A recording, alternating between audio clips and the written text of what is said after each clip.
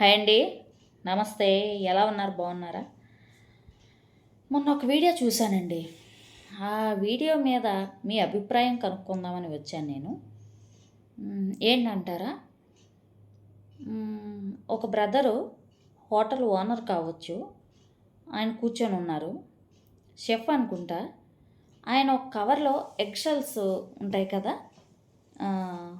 గుడ్లు పెంకులు, వాటిని ఆమ్లెట్ వేసినవి అవి కలెక్ట్ చేసుకొని ఒక పెద్ద కవర్లో వేసుకొని పడేయటానికి బయటికి తీసుకెళ్తున్నారు. ఈ అన్నయ్య ఏమన్నారంటే, ఎక్కడికి రా వాటిని తీసుకెళ్తున్నావు అని చెప్పి అడిగారు. అన్నయ్య పారేయటానికి తీసుకెళ్తున్నాను నేను అన్నారు. పిచ్చోడా, అవి పారేయటం ఏంటి ఇటు అని చెప్పి తీసుకొని సీరియస్గా కిచెన్లోకి వెళ్ళి చక్కగా దాన్ని మిక్సీ పట్టేసి మంచి పౌడర్ తయారు చేసేసి ఒక గిన్నెలో వేసేసారు. నేను బహుశా మనం ఎక్కువగా చేసేది ఏంటంటే వాటిని మొక్కలకి వేస్తాం. సేమ్ అదే ప్రాసెస్ చేసి కొద్దిగా ఆరిన తర్వాత వాటిని మిక్సీ పట్టి నేనైతే మొక్కలకే వాడతానండి. అలా వేస్తారేమో అనుకుంటే ఆయన ఏమన్నా చెప్పారు తెలుసా?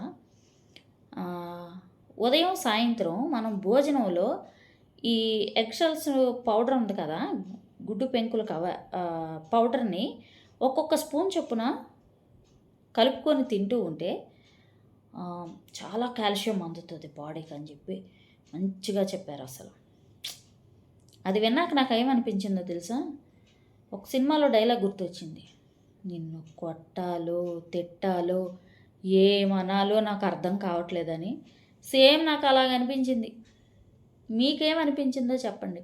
గుడ్లు పెంకులు పౌడర్ చేసుకు తినడం ఏంట్రా స్వామి, నాకేం అర్థం కాలేదు. కానీ మీరేమనుకుంటున్నారు? లేదు అక్క నీకే తెలీదు, కాల్షియం అందుతుంది, మేము ఎప్పుడూ తింటాం అనే అన్నయ్యలో తమ్ముళ్ళు అక్కలో చెల్లెళ్ళు ఎవరన్నా ఉంటే దయచేసి నాకు ఒక కామెంట్ పడేయండి.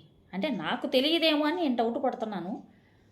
తెలిసిన మేధావులు ఎవరన్నా ఉంటే చెప్పండి అమ్మా. అలాంటి ప్రయోగాలు మాత్రం చెయ్యొద్దు. చచ్చిపోతారు. గుడ్లు పెంకులు తింటే చచ్చిపోతారు, డైజెషన్ అవ్వదు. దయచేసి అలాంటి ప్రయోగాలు చేయకుండా తినేవాళ్ళు పోనీ మంచిది మేము తిన్నాము అన్నవాళ్ళు ఎవరన్నా ఉంటే నాకు ఒక కామెంట్ పడేస్తే నేను సంతోషపడతాను. ఓకేనా? Thank you.